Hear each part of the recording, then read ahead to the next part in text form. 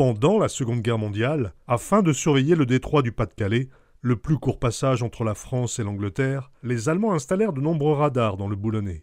Les origines du radar remontent au début du XXe siècle quand un étudiant allemand, s'appuyant sur les découvertes de Hertz, expérimenta un dispositif permettant par la réflexion d'ondes radio la détection des bateaux.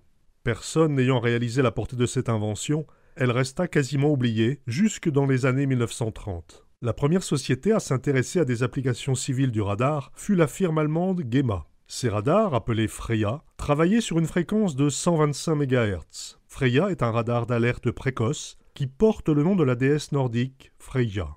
Les premiers tests de ce qui allait devenir le radar Freya furent réalisés par la société Gema début 1937, avec la première livraison d'un radar opérationnel à la Kriegsmarine en 1938. Ce prototype était capable de localiser un avion à une cinquantaine de kilomètres. Au début de la Seconde Guerre mondiale, le besoin en système de détection s'est considérablement accru. D'autres firmes électroniques comme AEG, Telefunken et Lorenz se lancèrent dans la production pour les forces militaires. Les différents radars étaient codés selon leurs fonctions. Les Allemands ont développé principalement deux types de matériel, les radars de surveillance et les radars de guidage de tir. Les radars de surveillance devaient avoir une très grande portée dans le but d'anticiper les attaques aériennes ou même navales. Celle-ci, d'environ 80 km au début du conflit, augmenta avec les progrès liés aux tubes de puissance à très haute fréquence et aux antennes. À Boulogne, le plateau du chemin vert, des environs du calvaire des marins jusqu'à la colonne de la Grande Armée, fut un des lieux d'installation privilégiés par les Allemands. Avec un point d'appui portant un nom de fleur, le STP-241 Crocus. Au nord de la colonne, à 8000, se trouvait le STP-240 Böschwin-Rauschen, anémone des bois, composé d'une dizaine de bunkers. À partir de 1942, le STP-241 Crocus fut étendu et segmenté en Crocus 1, 2 et 3. Crocus 1, l'ancienne position Crocus, dont il reste quelques bunkers intégrés aux habitations. Crocus 2, où sera érigé le radar Wassermann. Et Crocus 3, la position de Flak, chargée de défendre la station radar, dont il reste encore quelques vestiges au milieu des champs. La colonne de la Grande Armée était un lieu important pour l'observation des côtes anglaises. Elle fut recouverte de fils de camouflage qui étaient peut-être là pour leurrer les Anglais, plus que pour un réel camouflage, vu l'importance du monument. Le parc de la colonne fut un lieu de recueillement où furent enterrés 315 marins allemands de la Kriegsmarine morts au combat. Il y eut même la sépulture symbolique du fils aîné de l'amiral Dönitz, mort en mer, à bord d'une vedette rapide au large de l'île de Wight, dans la nuit du 12 au 13 mai 1944, et dont le corps ne fut jamais retrouvé. Le radar Wassermann de Boulogne était situé à l'ouest de la colonne et était un peu plus petit que celle-ci. Grâce aux photos aériennes de l'époque, on peut le situer précisément. Le radar Wassermann était un radar d'alerte précoce, construit à partir de 1942.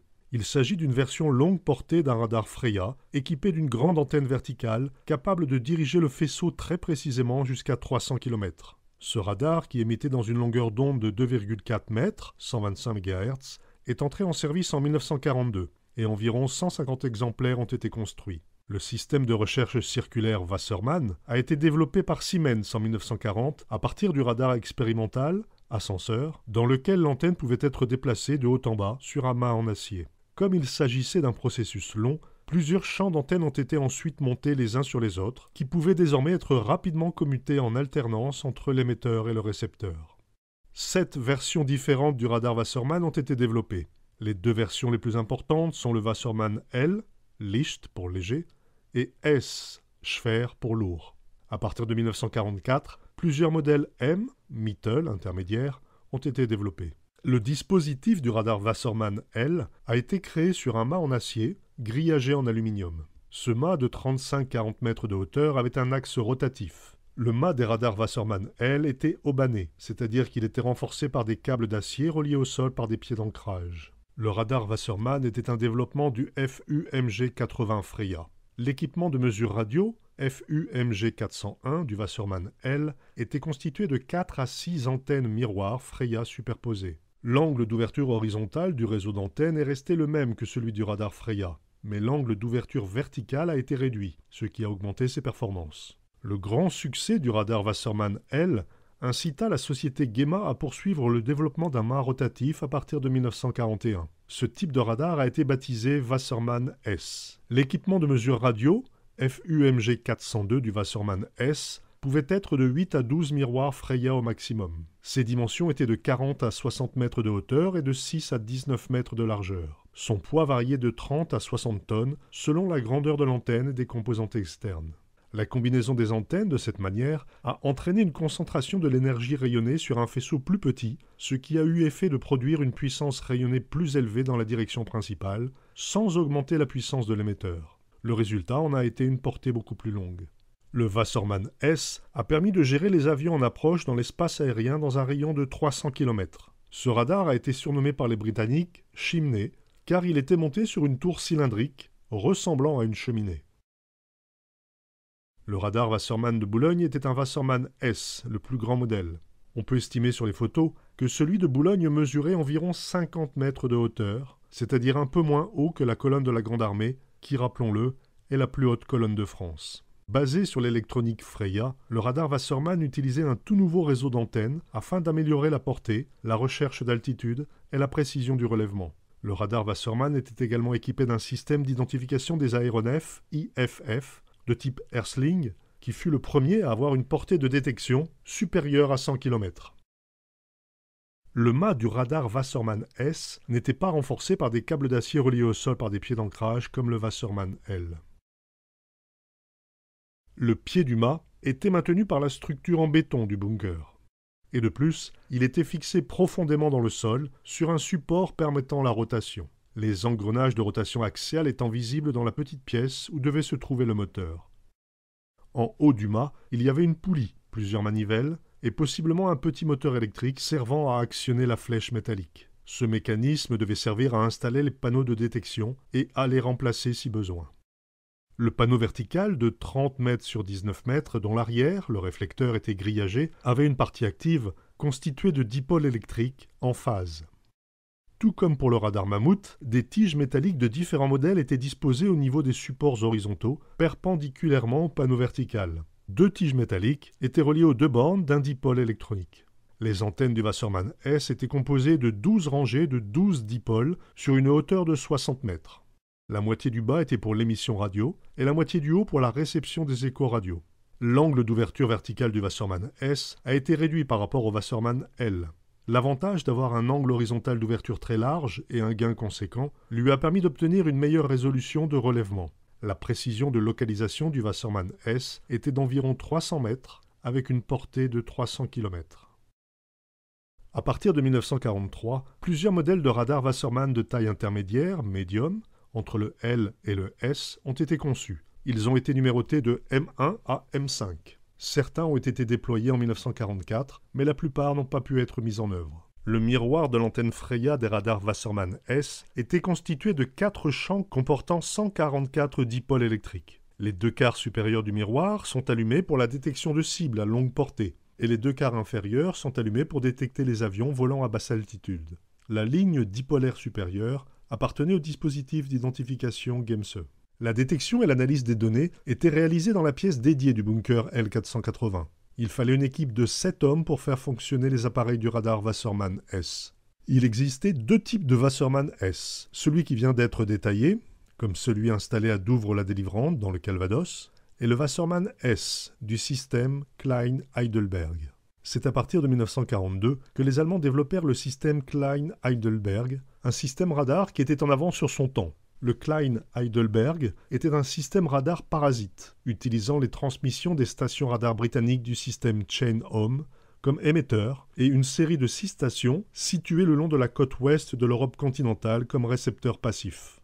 Le système radar bistatique allemand était plus avancé que son homologue britannique, le Chain-Home. Le radar Freya du Wasserman S fonctionnait sur une longueur d'onde de 1,2 m, 250 MHz, tandis que le Chain-Home utilisait une longueur d'onde de 12 mètres. Cela a permis au radar Freya d'utiliser un système d'antenne beaucoup plus petit, plus facile à faire pivoter, à déplacer et à positionner. Il offrait également une résolution plus élevée, lui permettant de détecter des cibles plus petites. Le radar britannique Chain-Home, quant à lui, bien que moins avancé et plus sujet aux erreurs, était beaucoup plus simple, ce qui signifie que l'ensemble du réseau Chain Home était opérationnel pour la bataille d'Angleterre, alors que les radars allemands laissaient de larges zones non couvertes au début de la guerre. En 1944, seulement 6 stations étaient équipées de radars Wasserman S Klein Heidelberg. La station Bieber à Ostvorn, aux Pays-Bas, Bremse à Ostende, en Belgique, et 4 stations en France. La station Boule de Gueux, à Boulogne-sur-Mer, Scorpion à Vaudricourt, dans la Somme, Auer-Hahn à Antifer, en Seine-Maritime, et la station Tausends-Füssler à Carneville, dans la Manche, à l'est de Cherbourg. Le premier radar Wasserman S Klein Heidelberg à devenir opérationnel fut celui de Boulogne en août 1943. Le reste du système Klein Heidelberg fut opérationnel à la fin de la même année. À peine installé à Boulogne, sur le plateau du chemin vert, le radar Wasserman S fut aussitôt photographié par les avions alliés, malgré les risques encourus d'être abattus par les canons de défense contre-aérienne de la flak. De par sa taille et son poids, le radar Wasserman S devait être monté sur une soute en béton. Le bunker était un modèle L480 de 28 mètres de long sur 10 mètres de large et nécessitant 1640 mètres cubes de béton.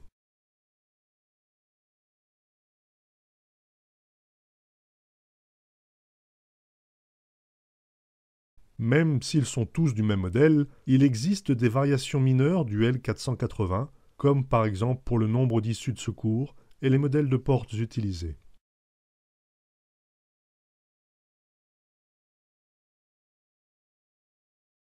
Grâce au site de Terschelling et Ostvorn aux Pays-Bas et celui de Skagen au nord du Danemark, dont les bunkers L480 n'ont pas été détruits, on peut mieux se rendre compte de la disposition des pièces.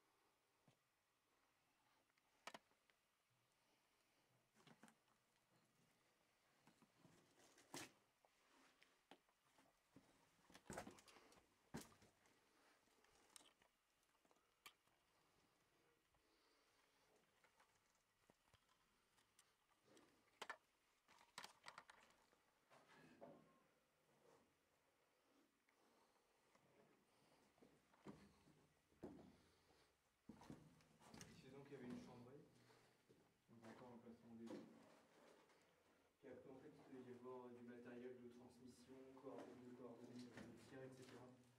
Parce qu'en fait, en général, ces bunkers-là, ils servent pour l'observation, pour le compte en fait, des batteries de l'armée de terre. Les coordonnées de tir, etc.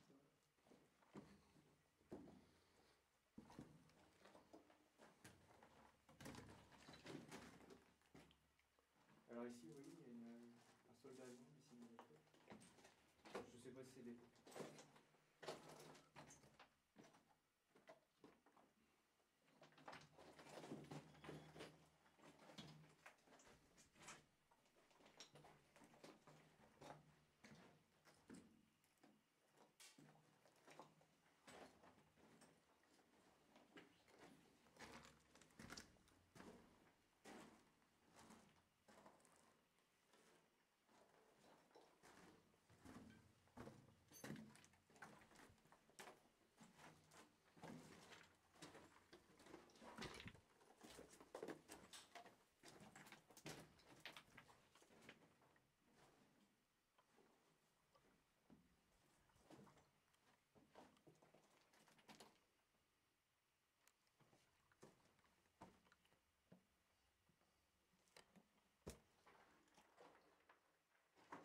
Donc là, le poêle,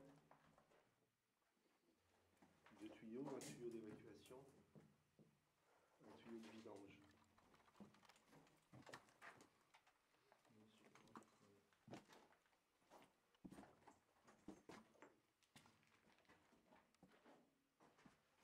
Alors là, il y a de la crème. Attention de toucher sur le pas. Des bouts de bois. Là, tu peux mettre des cartes, des affiches et tout ça. Là, il y avait un truc.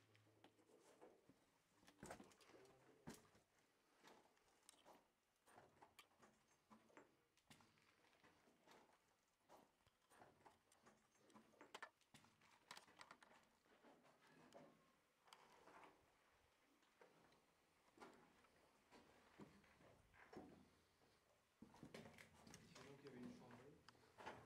Encore un plafond de début.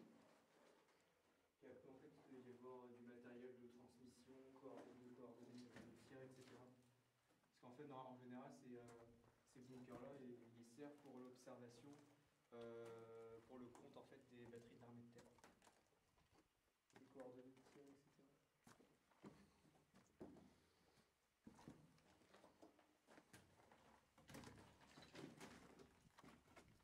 Alors ici, vous voyez, il y a un soldat allemand ici dans le choix.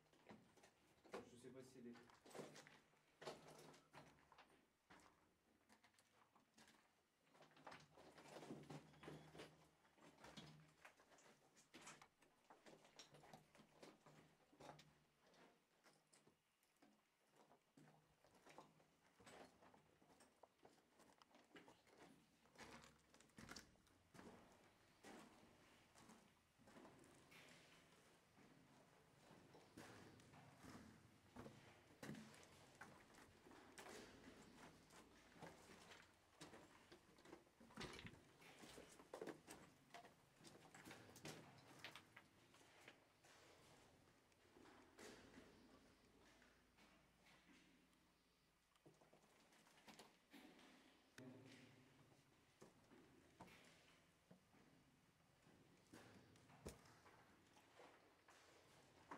Donc là, le poêle,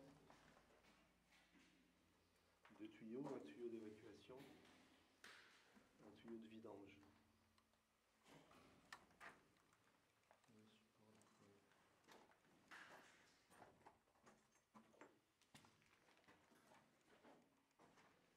Alors là, il y a de la crème. Attention de toucher sur le pas. Des bouts de bois. Là, tu peux mettre des cartes, des affiches et tout ça. Là, il y avait un truc. Là.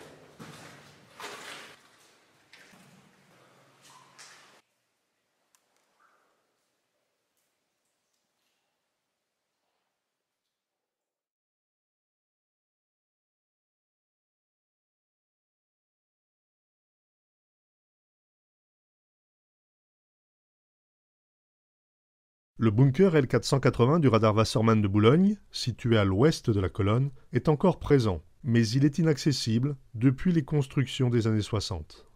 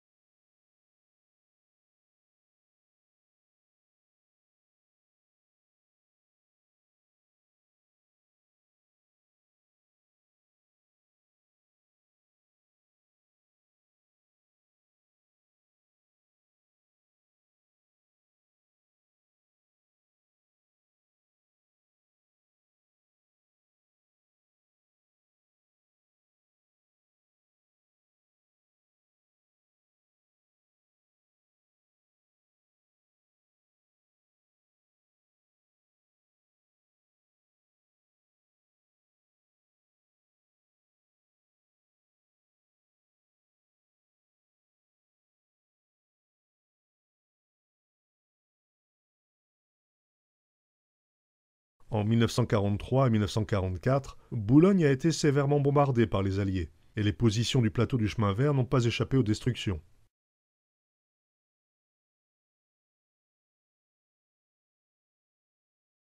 Particulièrement le site de la colonne de la Grande Armée.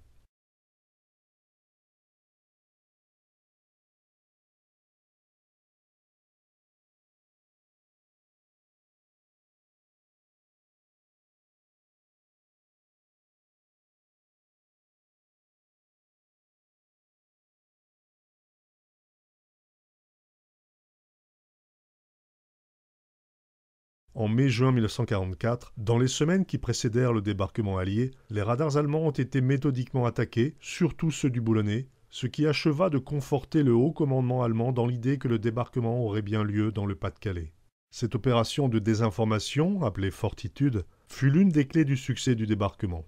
Le 6 juin, pour abuser les radars qui n'avaient pas été détruits ou rendus inopérants, eut lieu l'opération de diversion Glimmer, destinée à convaincre le commandement allemand de l'imminence dans ce secteur du débarquement. Les bombardiers de la Royal Air Force larguèrent durant 3 heures et demie des milliers de chaffes, connus sous le nom de code Windows par les Américains. Ces Windows étaient des bandelettes d'aluminium qui brouillaient les radars en faisant apparaître sur les écrans des signaux comme si des centaines de bateaux se dirigeaient vers Boulogne, ce qui ajouta à la confusion générale. Les nuages de bandelettes d'aluminium, largués à des intervalles de 3 km, firent alors apparaître sur les écrans radars allemands comme un écho continu, similaire à celui créé par une flotte en approche.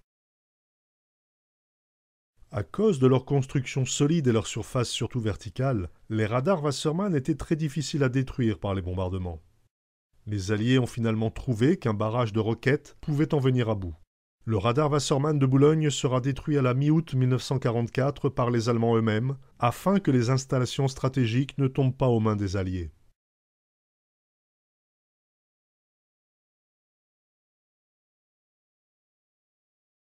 Après-guerre, les ferrailleurs ont récupéré l'acier et les autres métaux nécessaires à la reconstruction du pays. Dans les années 50 et 60, la construction de nombreuses maisons et immeubles sur le plateau du chemin vert a fait disparaître presque toutes les traces de cette période sombre pour Boulogne.